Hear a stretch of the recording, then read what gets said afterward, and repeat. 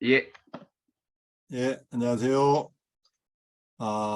저는 지금 현재는 맛에 대해서 글도 쓰고 강의도 하고 있습니다. 맛이 이렇게 세상에 많은 사람들이 최고의 그 유행을 이렇게 거닐고 있는데, 정작 맛이 무엇인가에 대해서 세상에 자료가 별로 없어요. 희한하게 자료가 별로 없어요. 요리하고 영양하고 맛은 별개의 영역이죠. 이런 과정들이 제가 1998년부터 이제 이 감각으로 관련된 훈련을 했는데, 이런 지속성을 가지고 지금까지 이르기에 감각에서 일어난 현상들로 인해서 내 몸과 마음이 어떻게 변하는가, 그런 것들을 정리하다 보니까 맛이라는 게 튀어나왔고, 그것이 조금 더 진화가 돼서 생활에서 더 감각을, 인식을 확장하다 보니까 마음을 넷으로 나누어서 인식을 하는 방편으로 활용하게 됐습니다. 이런 내용들이 초인생활 해설의 초인생활 그 원론, 초인생활 책에는 막연하게 다 써 있어요. 그래서 제가 가지고 있는 내용을 연결고리를 찾을 수 있는 것 중에 초인생활을 선택을 했고, 이 초인생활에 있는 내용들을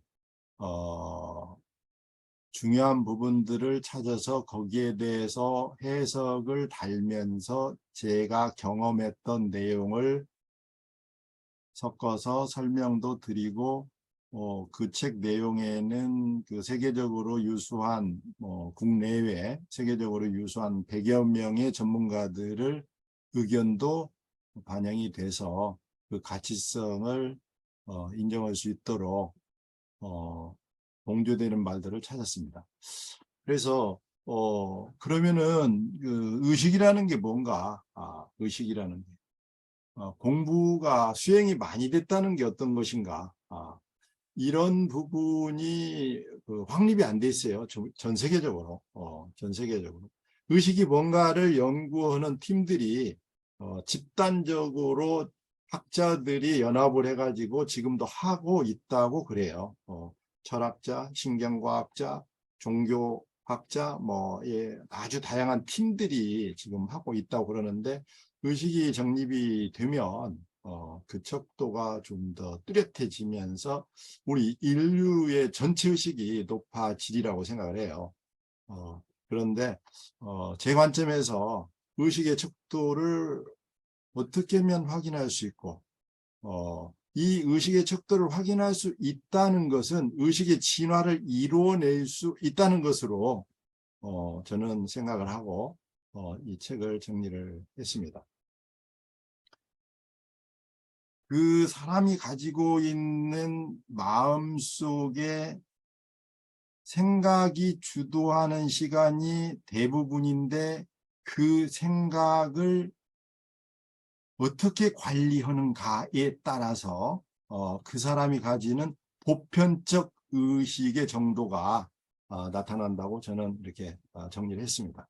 그래서 호흡을 어떻게 하는가, 걷기를 어떻게 하는가, 호흡을 할 때 내 마음을 기능적으로 활용을 하는가, 주도적으로 활용하는가, 걷기를 할 때 내가 마음을 기능적으로 반사적으로 활용을 하는가, 주도적으로 활용하는가. 이 주도라는 것은 이제 내가 거기다가 주의 에너지를 넣어서 내 몸의 세포가 반응량을 일으킬 때, 그럴 때 이제 주도함이 들어가죠.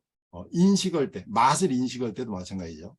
이렇게 인식이 의식의 척도를 나타내고 있는데, 결국은 인식을 어떻게 하는가, 호흡할 때 무엇을 어떻게 인식을 해야 하고, 걸을 때 무엇을 어떻게 인식을 해야 하고, 맛을 인식할 때, 맛을 느낄 때 어떻게 인식을 해야 하고, 이런 습관이 자기가 주도적으로 하는가, 반복적으로 습관적으로 하는가에 따라서 의식의 척도가 구분이 된다라고 정리를 해놨습니다. 그런 내용들을 좀 풀어보면서 구체성을 찾아보겠습니다.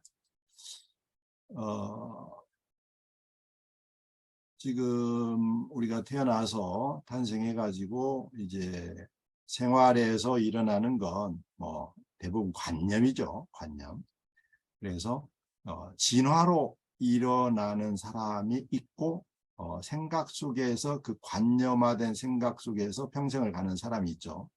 우리가 진화라는 것의 단어가 인류학적인 진화 부분도 있지만 의식의 진화 부분을 여기에서는 다루는 걸로 하겠습니다. 의식의 진화는 지금 정체되고 있다는 것은 대부분 사람들이 동의를 합니다. 특별한 사람들, 예수나 붓다 이런 분들을 제외하고는 의식의 진화가 일어나지 않고 있죠. 의식의 진화가 만약에 일어났다 하면은 예수와 붓다 같은 분들이 수백만 명이 지금 지구상에 돌아다녀야 하죠. 그런데 그렇지 않거든요. 전부 다 관념에 의해서 지식적인 이해가 굉장히 높은 수준에 이르러 있는데도 불구하고 무언가 진화의 연결성의 그 고리를 찾지 못하고 있습니다. 이건 종교에서도 철학에서도 이걸 찾으려고 끝없이 많은 연구와 노력을 하고 있는데 다들 진화를 해야 한다라고 하고 있지 진화에 이르러서 진행하는 사람들이 진화를 이끌어가는 그런 과정은 아닙니다. 이 부분이 이제 일부 사람들하고 저하고 조금 이제 언쟁이 될 수 있는 부분인데 세상에서 이렇게 앞서가고 의식의 수준이 앞서고 마스터로 활동하는 사람들일지라도 상당히 많은 사람들이 진화를 추구하자고 하지 진화에 이르러서 그 구체성을 설명하지는 못합니다. 그래서 아직은 우리가 관념에서 논의고 있고 전반적인 대부분의 사람들이 지식적 이해가 조금 많을 뿐이지 그냥 관념의 틀에서 살고 있다고 저는 보고 있습니다. 제 관점이죠. 그럼 왜 이런 관념이라는 게 구분을 해보면 어떻게 된 거냐. 그래서 이해와 그 경험의 경계선을 찾을 수 있다면은 관념이 뭔가 경험이 뭔가의 그 선의 경계선을 넘나들 수 있다면 진화에 이르를 수 있는 기반을 닦을 수 있지 않겠느냐. 그래서 이거 나눠봤습니다. 그래서 우리가 이해를 하는 것이 무엇이고 경험을 하는 것이 무엇인가를 잘 몰라요. 우리가 음식을 먹을 때 맛을 즐길 때 맛이 느껴지는 그 느낌이 있지만 그 느낌이 나한테 이해를 통해서 경험으로 흡수되는 함량이 너무 작아요. 음악을 들어서 음악을 감상을 해서 감동이 올 때도 투자한 전체 시간에 비해서 나한테 오는 경험의 함량은 너무 작아요. 그런데 이 이해가 바탕이 됐기 때문에 그 작은 경험이 굉장히 큰 것으로 느껴지고 있죠. 굉장히. 그래서 자기가 그런 포장지 안에 들어가 있는 것을 잘 모르죠. 그래서 요즘 초등교육에서도 경험하라, 자기주도 학습, 체험 학습 이런 걸 많이 하죠. 선진 국가에서 초등생, 중학생들한테 스포츠, 음악, 예술 이런 쪽을 상당히 많이 교육에 반영시키고 있잖아요. 이런 것도 다 경험의 함량을 키우기 위한 방편이죠. 그래서 이런 과정을 알면, 이런 구분을 알면 얼마나 이해를 했는가, 얼마나 경험을 했는가의 이 상한선을 알 수만 있다면 이 함량을 키우면 되거든요. 느낌의 함량을 키우면 되는데 이 사실을 주체성만 알면 어렵지 않습니다. 그래서 우리는 이 지식으로 인해서 일상에서 원하는 게 단지 만족이죠, 만족, 행복. 이렇게 프로그램이 돼 있죠. 우리는 행복을 위해서 걸어갈 수 있는 매트릭스 안에 들어와 있죠. 그래서 이 만족에 거스리는 것들은 대부분 경쟁 대상이고 전부 다 전투적으로 살아가고 있습니다. 우리는 다 전투인데 이 전쟁에 나가서 싸우는 전투적 생활을 하고 있죠. 그래서 이런 전투적 생활을 하고 있다는 사실을 잘 몰라요. 본인 스스로가. 이게 마음의 평정함이 지속성을 가지면 내가 얼마나 전투성이 강력한가를 알 수 있는데 그 자기의 보편적 원래적 상태의 그런 기본이 어떻게 구성되어 있는가조차를 확인이 안 됐기 때문에 얼마나 전투적인가를 잘 모르죠. 그래서 이런 만족을 위해서 살아가는 틀이 어떻게 하면은 더 진화로 연결될 수 있는가. 그래서 많은 사람들이 이제 명상을 하죠. 호흡 명상, 걷기 명상, 걸으면서 윗바사나, 맛, 인식, 차 명상, 이 인식을 통해서 에너지를 축적을 하죠. 호흡 수련이 이제 대부분 많이 차지하고 있죠. 호흡 수련이. 그다음에 이제 뭐 윗바사나 또 화두선 또 요가 등등 많이 이제 있지만 그 수많은 수백 가지의 수행 방법들이 대부분 아니 전부 다 인식을 어떻게 하는가에 따라서 효과가 달라지죠. 이 인식 방법이 중요한 거죠. 인식 방법이. 호흡을 수련을 해서 그 호흡 수련의 끝자락에 가면 전부 다 이제 전인 호흡 쪽으로 몸 자체의 피부 호흡, 전인 호흡 뭐 여러 가지 표현을 하는데 이런 쪽으로 바꿔지고 걷기도 마찬가지고 이 윗바사나 또 화두선 이런 쪽에 어느 수준에 이르면 이 걸을 때 걷는 조차에서 느껴지는 전체의 반응을 어떻게 인식하느냐. 이에 따라서 이 내 몸 전체 세포에 축적되는 에너지가 달라지죠. 또 마찬가지입니다. 그래서 우리가 호흡을 어떻게 하는가? 이 사람이 호흡을 어떻게 인식을 하는가? 호흡을 기능적으로 할 때 그 호흡에 내 마음의 에너지를 얼마나 반영을 시켰는가에 따라서 축적 에너지는 전혀 달라집니다. 걸을 때도 마찬가지고 걸을 때 오는 내 이 마음의 반영이 얼마나 됐는가에 따라서 그냥 걷는 게 아니고 축적되는 에너지가 걸으면서 명상이 되고 그냥 생활에 호흡하면서 명상이 되고 맛을 즐기면서 명상이 되는 거죠. 여기서 축적되는 에너지는 더 쉬운 말로 감동 에너지로 이렇게 바꿔 부를 수도 있습니다. 충만된 에너지로 바꿔 부를 수도 있고요. 그래서 이런 인식이 어떻게 되는가에 따라서 축적 에너지가 달라지는데 세상의 모든 명상은 인식 방법이 어떻게 되는가에 따라서 결과가 달라지는 거지 이 명상의 방법들은 대부분 훌륭합니다.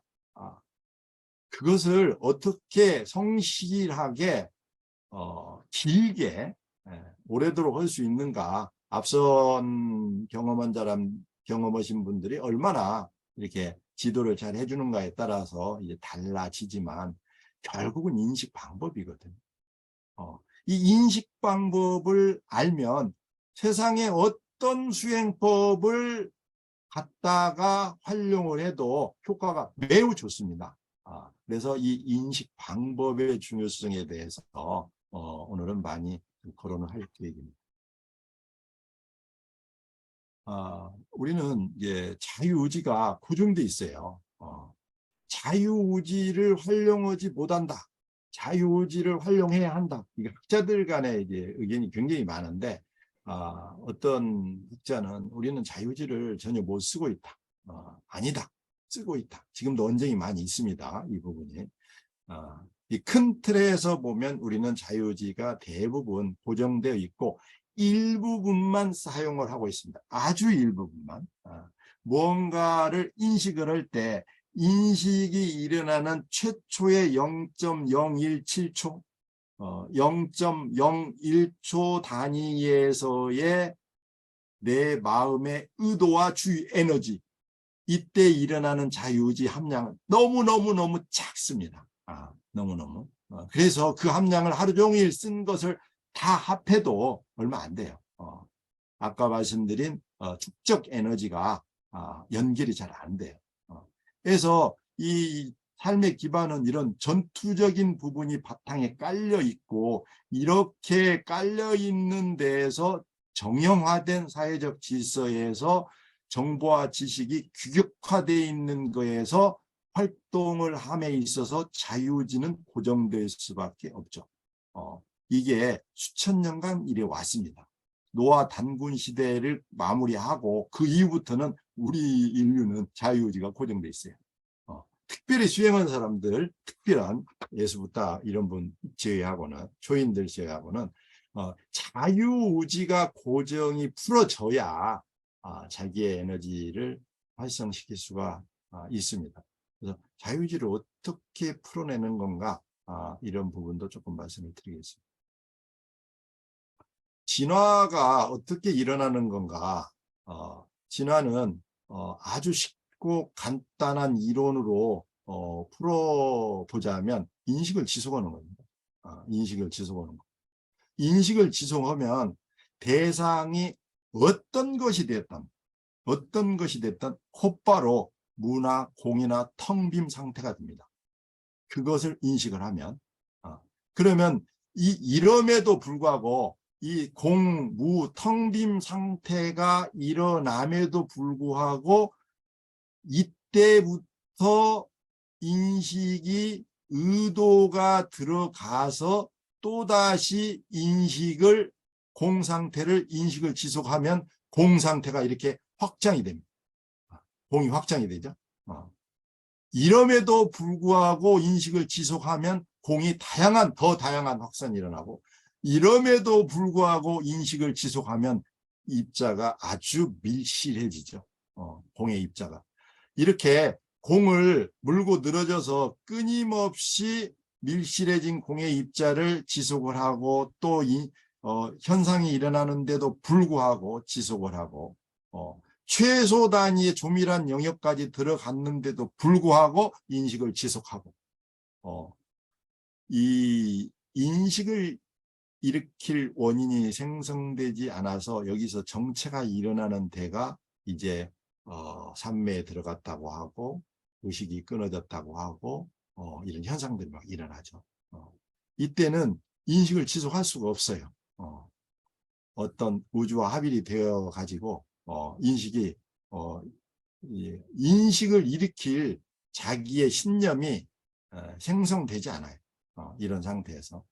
그러면은 이제 여기에서 사람들이 일단락이 짙고, 이 부분이 초등학교 3학년 정도에서도 이 정도가 일어나고, 고등학교 3학년에서도 이런 정도가 일어나고, 대학교 2학년에서도 이런 정도가 일어나고, 어떤 사람은 초등학교 3학년 수준에 일어나는 이 정도 수준으로 나는 뭔가 느낌이 큰 경험을 했기 때문에 나는 세상의 모든 걸 다 봤다 라고 얘기하는 사람도 있고, 어떤 사람은 중학교 정도의 경험력을 가지고 이렇게 말하는 사람도 있고, 이제 이런 경험을 얼마나 어떻게 했는가에 따라서 여기에서 정체가 됩니다. 문제는 여기서 이 유를 다시 여기에서 시작해서 인식의 지속이 일어나야 하는데, 이 경험이 여기에 이르려면은 대부분 사람들이 여기서는 인식의 지속이 일어나지 않아요.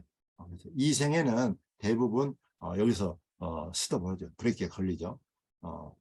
여기서 이 다음 단계도 있고 그 다음 단계도 있는데도 불구하고 공하고 또 하고, 이 공이 일어나는 것을 끊임없이 더 인식을 일으켜서 이런 현상들이 일어나는 것을 지속적으로 일어나서 어느 단계에 있었을 때 경험의 끝자락, 깨어있음 상태, 지금을 즐기는 최적의 컨디션이 유지가 되는 거죠. 이런 게 의도적으로 주의 에너지를 작용시켜서 지속성을 가할 때 이런 단계에 빨리 오게 됩니다. 그래서 이게 늦게 오는 사람은 뭐 이 생에 다가도 안 오겠지만은 빨리 오는 사람은 10년 만에도 오고 뭐 어떤 분은 일주일 만에도 오고 규모가 작기도 하고 크기도 하고 아주 다양합니다.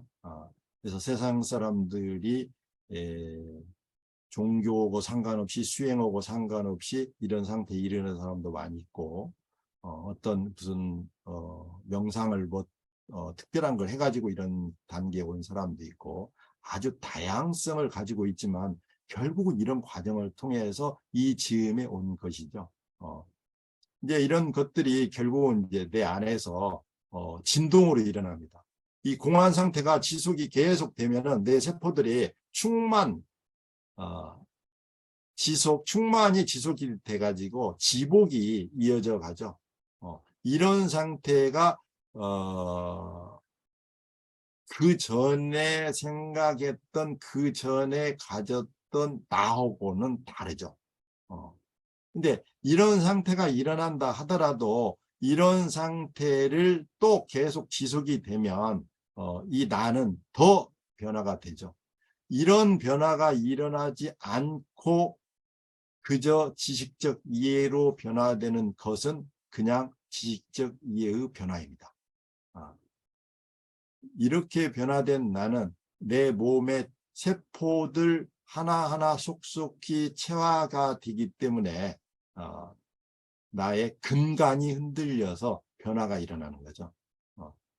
이럴 때 생각의 정도가 달라지고 감동의 방법도 달라지고 긍정의 시간이 길어나고 디테일을 인식하는 능력이 향상이 됩니다. 그래서 기도를 해도 끝자락에는 암송하고 감동하고 지속하고 끝자락에는 이런 진동장이 형성이 되죠. 명상을 해도 마찬가지고요. 명상을 해도 끝자락에는 진동장이 형성이 되는데 이런 진동장이 형성되는 이런 것들이 그대로 지속성을 가지고 이게 생활에서도 호흡할 때 연결해서 그것을 의도적으로 확인을 하는 것, 기도하는 것도 마찬가지고 이런 것을 유도하고 이런 것을 추구하라고 하는 예수님 말씀이 쉬지 말고 기도하고 매사에 감사하라. 부처님이 항시 깨어 있어라 하는 말들이 이런 지속성에서 일어납니다. 그래서 마음을 넷으로 이렇게 나누어서 이런 과정을 진행을 하면 좀 쉽습니다. 기존의 방법들보다는. 의지는 마음의 그 바다, 마음의 바다. 신념은 마음의 바다에서 보따리들, 정보 보따리들. 의도는 이 의지의 바다에서 신념의 보따리를 실어 나르는 방향키. 주인은 의도가 튀어나올 때 의지의 바다에서 신념의 덩어리를 등에 싣고 의도의 고속도로로 질주하면서 주의 에너지가 이제 대상에 달라붙는 정도, 얼마나 꽝 달라붙는가, 내가 마음을 얼마나 주었는가, 이런 걸 확인할 수가 있도록 넷으로 나눠놨습니다. 뭐 기존에 이런 걸 한자 풀이해서 여러 가지로 확인할 수도 있지만 저는 이것을 이렇게 구분을 좀 했어요. 다 알고 있는 내용이지만 이 의지에 대해서 논문을 철학하는 사람들이 굉장히 많이 발표하고 세미나도 많이 하고 신념에 대해서도 마찬가지고 의도의 주의에 제가 한 10여 년 전인가 7, 8년 전에는 철학 인지과학 하시는 분들이 주의에 대해서 2박 3일 세미나를 하더라고요. 2박 3일. 와, 대단하더라고요. 주의학. 주제 하나만 가지고 교수들이 그 정도로 이 각각에는 굉장히 많은 영역이 있지만은 저는 심플하게 의지는 정보의 바다, 신념은 거기 있는 덩어리들, 생각 덩어리들, 의도는 생각 덩어리들이 튀어나오는 길, 방향, 주의는 의도를 실어다 나는 에너지원, 이렇게 나눠놨습니다. 이것을 신념이 이제 굉장히 중요한 역할을 하죠. 우리 안에 고정된 신념이 있고 외부로부터 유입되는 신념이 있고, 그래서 이 신념이 어떻게 바꿔지는가에 따라서 내가 이렇게 바꿔지고 있는데, 대부분은 지금 현재 내 신체적 컨디션, 내가 어떤 신념의 목적, 환경, 내 그 건강 상태, 에너지 활성 상태에 따라서 이제 외부에 유입된 신념이 이렇게 막 융합이 되면서 생활을 하게 되죠. 이런 과정이 내 몸이 일어나서 움직이고 있는 과정이 생물학적인 기계 현상과 다를 바 없다 라는 것을 수용하게 되면 몸이 기능적 역할을 하고 있구나. 우리가 정서적, 감정적, 막연하게 정신적 이런 표현으로 몸과 마음을 막연하게 표현했지만은 몸 하나 자체만 봤을 때는 이렇게 나눠놓고 보니까 기능화되어 있는 거예요. 기능화돼서 어떤 정보가 들어가면 무엇이 톡 튀어나오고 지금 AI가 하듯이 똑같이 하고 있어요. 우리 몸에서도. 그러면 거기에 걸맞게 우리도 내가 무슨 일이 있다 하면은 내가 지금 음식을 먹었는데 매우 짜. 이거 짜. 어떻게? 물 마시면 돼요. 희석이 됩니다. 너무 쉬운 거죠. 내 안에 있는 정보가 무슨 일이 생겼다. 그러면 그 다른 방법을 택하면은 그 정보가 사라지거나 아니면 그걸 희석시킬 유사한 정보를 받아들여서 희석을 시키거나 이런 기능학적으로 몸을 운행을 하면 심플합니다. 그래서 인식은 외부 정보가 들어오면 의지의 바다로 정보가 들어오면 여기에서 신념이 톡 튀어나와서 의도의 방향을 가지면서 주의 에너지를 가지고 대상이 딱 달라붙어서 다시 인식이 됩니다. 의지의 바다에 들어갑니다. 이건 지금 도표가 한 장으로 나와 있는데 이 데이터 한 장에 관련된 자료를 제가 한 100페이지는 갖고 있어요. 100페이지 넘죠. 이런 하나하나 다 구분했고 서로 연동되고 응용되고 하는 것들. 한 7, 8년 전에 제가 이것을 정립을 했고요. 저는 1998년부터 이런 이 방법으로, 그때는 이걸 몰랐지만 이 방법을 활용을 해가지고 하고 왔었더라고요. 그래서 이런 부분을 정리를 할 수 있었습니다. 그러면 이제 의도와 주의 부분을 조금 설명을 드리면, 우리는 주의 에너지라는 그 몸 전체에서 마음을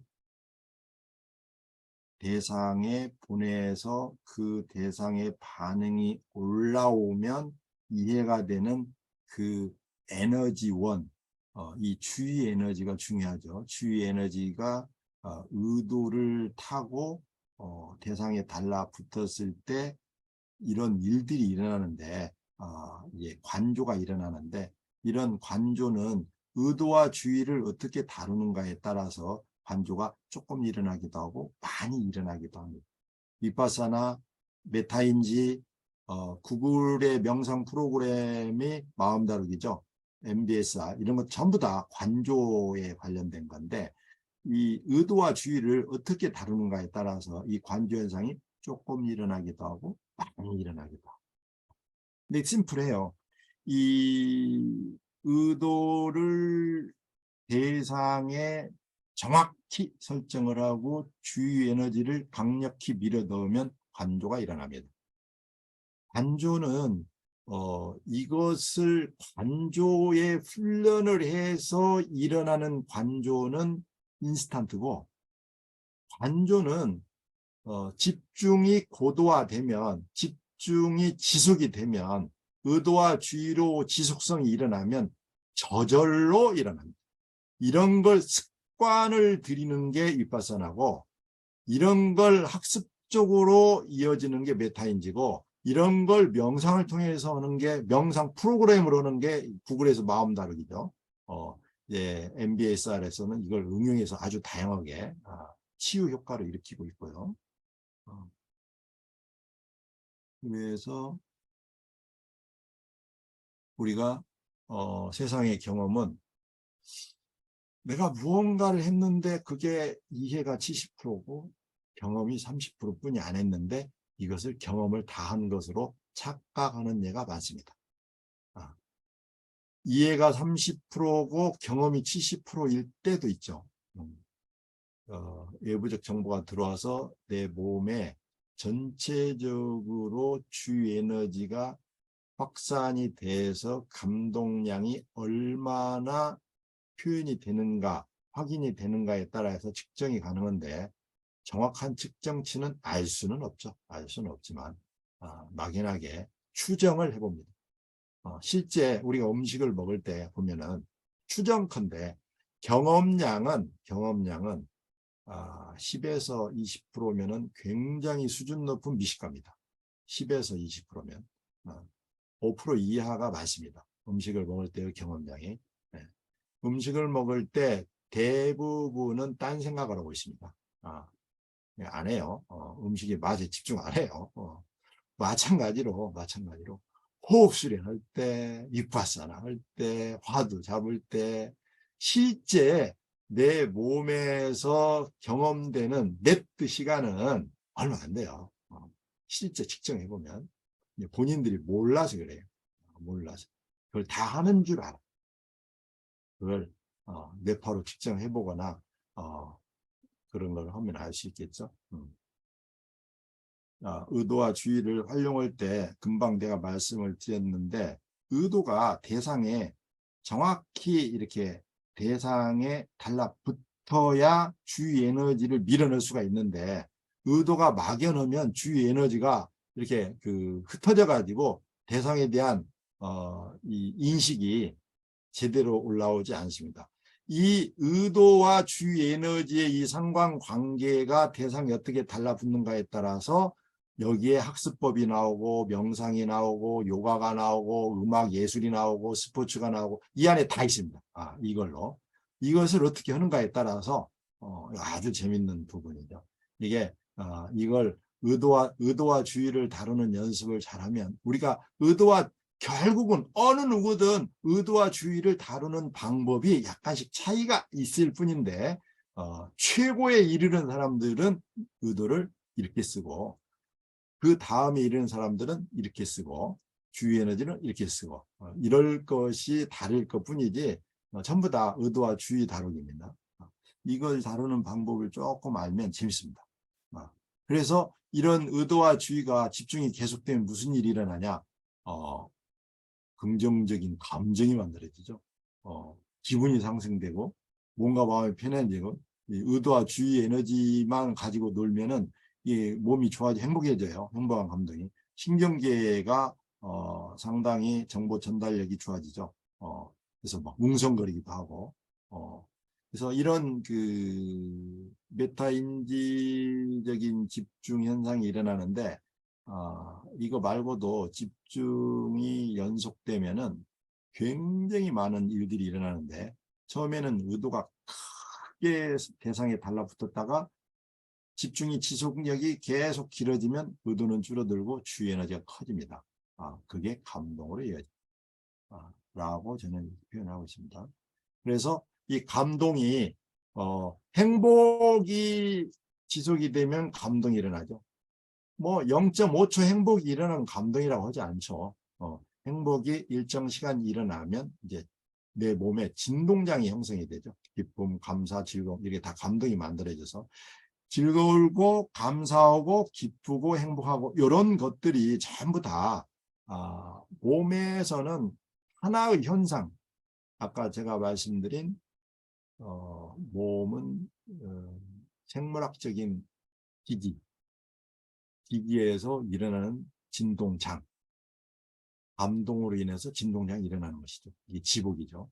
이 감동이 지속되는 게 이 진동장인데, 이게 명상을 많이 하신 분들은 진동장이 저절로 많이 일어나죠. 제가 뭐 며칠 전에 저기 법정 스님 거기 기거하셨던 데를 갔다 왔는데요.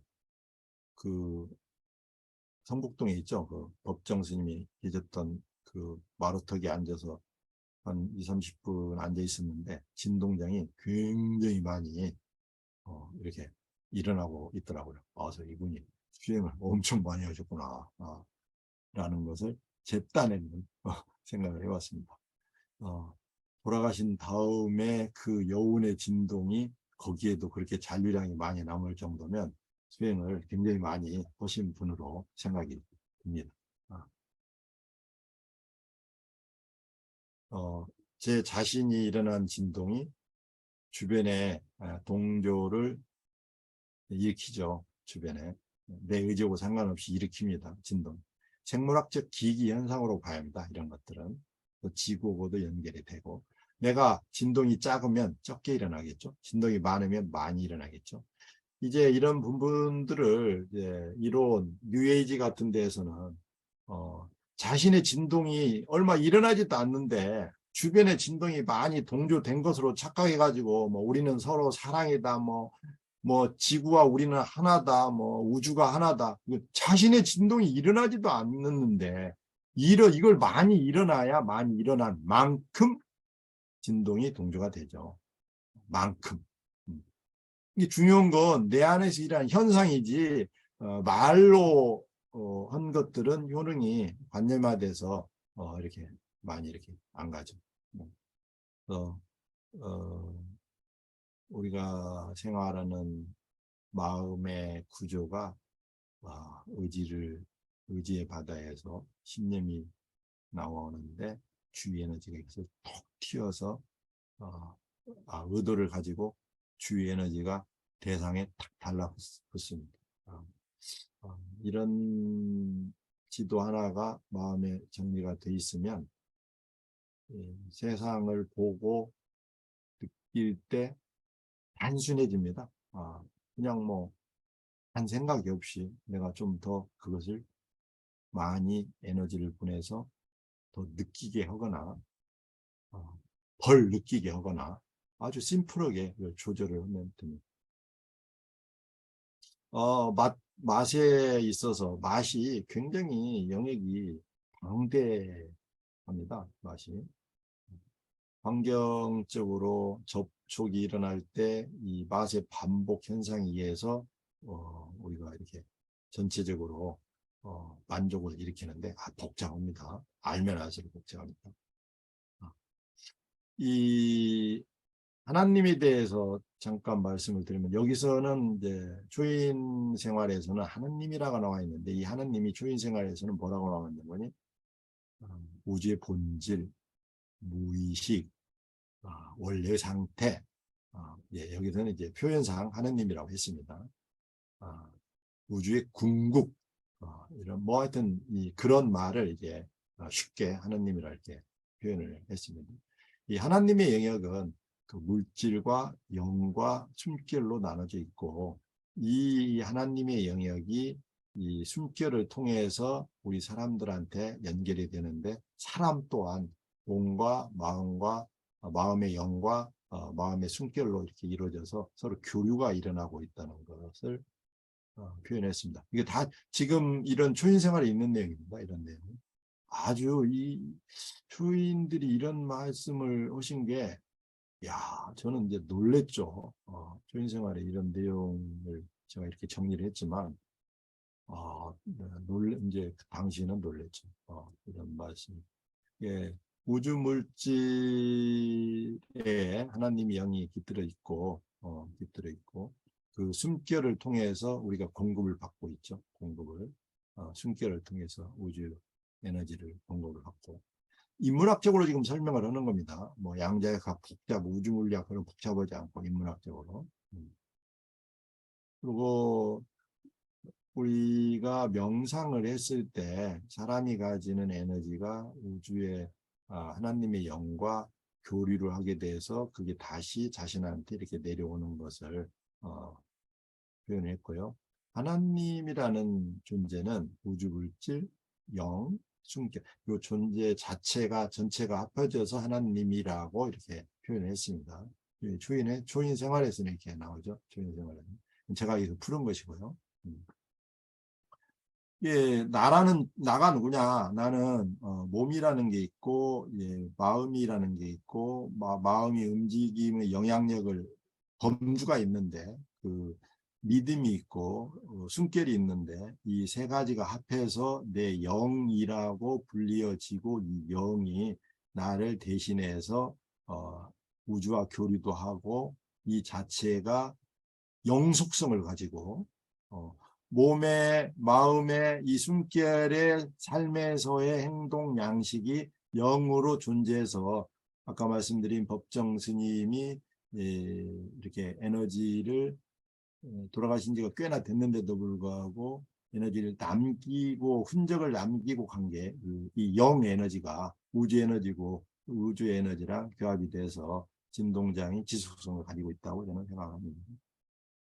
그래서 나라는 것도 이렇게 나눠져 있고 이 내 몸을 반대로 내 몸에서 이 영향력을 확장을 시키면 이 마음의 숨결이 몸 주변으로 퍼지고 지구로 퍼지고 자연으로 퍼지고 우주 공간으로 퍼지고 이 내 몸의 영을 얼마나 확장시키는가 이게 이 땅에 살아야 하는 사명이면서 목적이면서 가야 할 길이다 라고 초인들은 얘기를 합니다.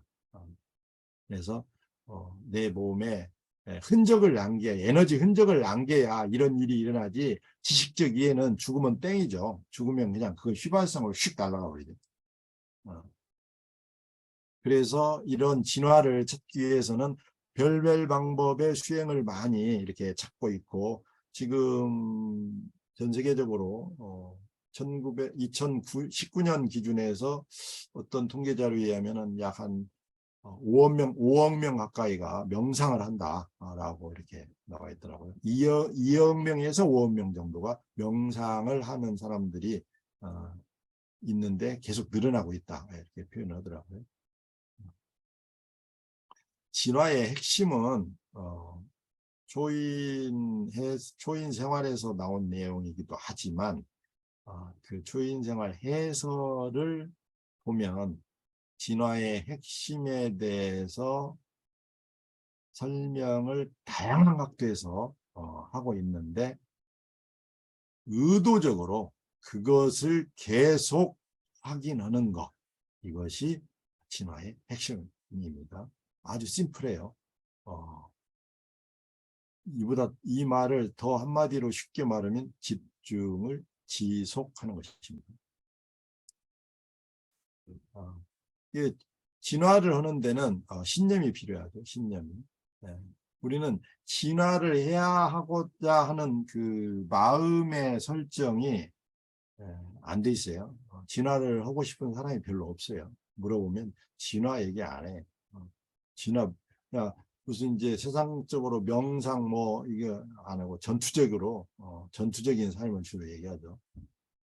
그래서 진화를 이루기 위해서는 아주 뿌리 깊은 신념이 바탕을 이루어야 한다라고 정리를 했습니다. 그래서 보편적 자기 감동 지수가 사람마다 다 있는데 여기서 한 단계 올라가고 한 단계 올라가고 이렇게 올라가는 이것은 이제 그 편의상 제가 적은 것인데 진화는 이런 단계가 없죠. 없어요. 이런 거 그냥 쭉 갈 뿐이야. 우리는 진화를 위해서 태어났고 진화를 해야 하고 그냥 그저 갈 뿐이죠. 그래서 지복 상태에 유지되는 것 이제 우리나라에 명상하는 분들을 제가 좀 다수 만나보고 저도 뭐 조금 하는 중이지만 지복 상태를 유지를 하는 것이 이제 1단계 진화인데 대부분 여기에 들어와 있습니다. 여기에. 2단계에서 의도적으로 지복을 지속시키는 이런 단계에 이른 사람들은 저는 아직 못 만났고요. 전부 다 일반인들이고 공부를 꽤나 한 사람들은 이 정도 와 있습니다. 뭐 저도 물론 정체가 돼 있지만 이걸 하려고 노력을 하는데 알기는 쉬운데 잘 안 되더라고요. 이게 신념이 많이 고갈되었습니다. 신념이. 그래서 의지에서 신념을 가공해서 의도를 생성해야 하는데 이 의도를 생성하기 위해서 이 신념이 필요합니다. 신념이. 이 신념이 어떤 신념인가에 따라서 의도 생성이 또렷해지죠. 이게 잘 되어야 진화에 이르는 게 확실해집니다. 그래서 심플하게 결론은 감동 시간입니다. 내가 눈 딱 떴어요. 잠자고 일어나 눈 딱 뜨고 잠자기 전에 눈 딱 감을 때까지 하루 종일 감동 시간. 아까 하하 선생님이 웃음 이렇게 진동을 일으키듯이 감동의 절대적 시간. 이게 내 몸에서 일어나는 감동이 내 몸의 전체의 면적을 100으로 봤을 때 대부분 3% 감동, 5% 감동, 전체 감동이 일어나는 듯 하지만 실제적으로는 두뇌의 역할이나 신경계의 반응이나 근육 이완이나 혈액순환 촉진을 봤을 때 감동의 영역이나 감동의 시간은 실제 시간은 얼마 안 돼요. 눈 딱 뜨고 잘 때까지. 이 지속이 일어나야 이 세포들이 관성이 붙어서 진동장에 이르게 되는데 이런 진동장이 관성이 붙을 정도로 열심히 하려면 2단계에 들어가려면 지가 이 1단계에서도 뭐 이런 지속이 일어나지만 이럼에도 불구하고 의도적 지복으로 진화를 지속이 일어나게끔 하게 되면 이 땅에서 할 일이 상당히 이루어져 가는 것이죠. 그래서 감동 시간이 내가 정말로 얼마나 되는가. 하루 눈 뜨고 잘 때까지.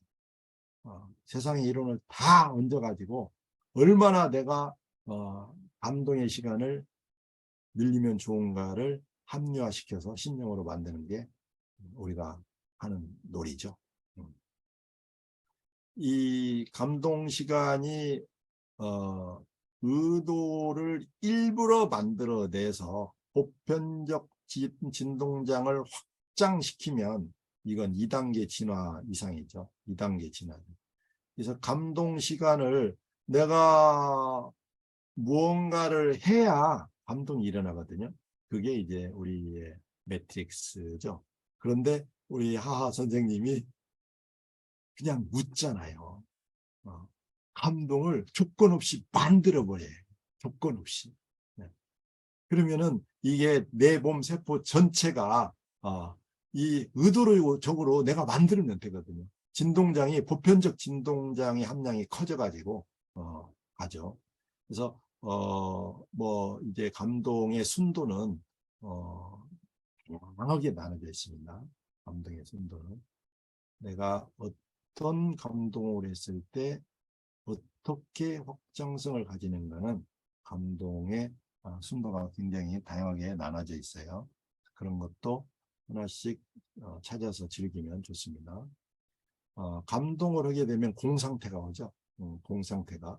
이게 공상태, 이게 무상태, 뭐 여러 가지로 말을 하는데, 이런 상태에 들어가 버리면, 감동 상태에 들어가 버리면, 여기서는 다들 멈춰요. 그냥, 이게 끝자락이거든요. 이보다 더 큰 행복은 없어 하고 멈추거든요. 지복이 일어나고. 이런 공의 구조가 이렇게 되어 있다는 걸 알면, 이 윗단계가 있다는 것을 알게 되죠. 이 위에 단계에 있고 이보다 더 깊이 들어가야 하고 이 공을 타파시켜서 그 확장성을 이뤄 나가야 하는데 이 공을 어떤 식으로 해서 내가 즐기는 지금의 지속, 지복, 감동 이런 것들을 더 순도가 좋게 확장시킬 수 있는가. 이 공을 타파할 때 전두엽이 엄청 활발해지죠. 뇌파도 고요되고 세포 전체 방응량이 커지고 이게 굉장히 과학적으로 신경과학적으로 유리합니다. 공을 타파할 때. 그래서 아까 말씀드린 자유의지는 처음에 내가 마음을 먹으면 마음이 대상에 탁 달라붙어서 주의 에너지가 요만큼 달라붙어요. 근데 이걸 지속을 하면 의도적으로 지속을 하면 의도는 줄어들고 주의 에너지가 커지게. 네. 이게 이제 주의 에너지가 커진다는 게 이게 감동입니다. 감동. 감동의 함량. 그래서 이 감동 함량이 주의 의도가 점점점 더 줄어들고 주의 에너지가 커지면 의도는 내 마음에 신념이 달라붙어 있는 흔적이 있기 때문에 내 사심이 있지만 이게 줄어들면 아무 생각이 없이 우주와 합일이 되는 거죠. 주의가. 내가 가지는 지복은 주의 에너지밖에 없는 거죠. 그래서 이 자유의지를 이런 식으로 지속성을 가질 때 만들어지는 거예요. 이게 하면 됩니다. 이게 이런 연습을 하면 어떠한 수행 방법에 이 이론을 갖다가 얹으면 다 통용이 됩니다. 예술인들이라든가 운동선수들이 이 방법을 쓰게 되면 효과가 굉장히 좋다고 저는 봅니다. 그래서 우리는 감사할 때 감동이 일어나고 행복할 때 감동이 일어나고 이렇게 만들어지는 이런 감정이 있는데 이런 감동, 감사가 조건이 붙었을 때만이 일어나는 게 아니라 우리는 생물학적 기기라는 몸을 가지고 있기 때문에 내가 프로그램을 스위치를 탁 켜서 하하하하 웃으면 감동이 일어납니다. 근데 사람들이 있는 데서 내가 맨날 웃으면은 이러다가 웃으면은 안 되잖아요. 그러면은 방법이 있어요. 소리가 안 나게 웃으면 됩니다. 그게 먹으면 미소입니다. 이렇게 해서 주인생활 해설 책을 이렇게 다양하게 설명을 좀 했습니다. 저는 이제 이런 글을 좀 쓰고 이 글의 챕터가 66개 정도 나눠져 있는데 거기에 60여 개 나눠져 있는데 거기에 그 하나하나 동영상을 7분 정도씩 해서 6분에서 7분에서 한 66편의 유튜브 동영상이 링크가 되어 있는데 그 부분은 우리 김경숙 님께서 맡아서 하고 저는 이제 이 글 쪽으로 하고 그래서 그 동영상 부분은 지금 제가 말씀드린 부분을 또 다른 각도에서 설명을 했습니다. 이게 하나하나의 사례를 어떤 각도에서 보느냐에 따라서 달라지지만 또 다른 조금 더 새로운 각도에서 동영상을 이제 들으면서 이렇게 풀어서 보면 상당히 또 흥미롭습니다. 결론은 감동의 지속으로 틀을 벗어나야 한다. 이런 게 우리가 걸을 때 내 마음을 어디에 두고 있는가, 먹을 때 내 마음이 어떻게 되어져 있는가, 호흡할 때도 마찬가지로 이 공부자의 습관이 그렇게 들어져 있는 사람들이 공부가 많이 된 사람이고 진화의 길에 들어선 사람이라고 저는 봅니다. 그래서 일상에서 일어나는 무의식적인 행동에 그런 그 의도가 반영되지 않고 그냥 프로그램식 학습식 수행을 하고 연습을 하고 어디 가서 1박 2일 공부하고 오고 어디 가서 한 달씩 공부하고 오고 이런 부분은 그 나름대로 효과는 있지만 이런 보편적 지수를 높이는 데는 아직 반영이 안 된 것이라고 봅니다. 그래서 감동의 지속으로 틀을 벗어나는 진화에 이르는 효인생활 책을 제가 이렇게 김경숙님이랑 함께 해설을 만들어서 이번에 출시하게 돼서 오늘 이렇게 좋은 자리에서 설명을 할 수 있어서 감사드립니다. 이렇게 해서 마치겠습니다. 질문 받겠습니다.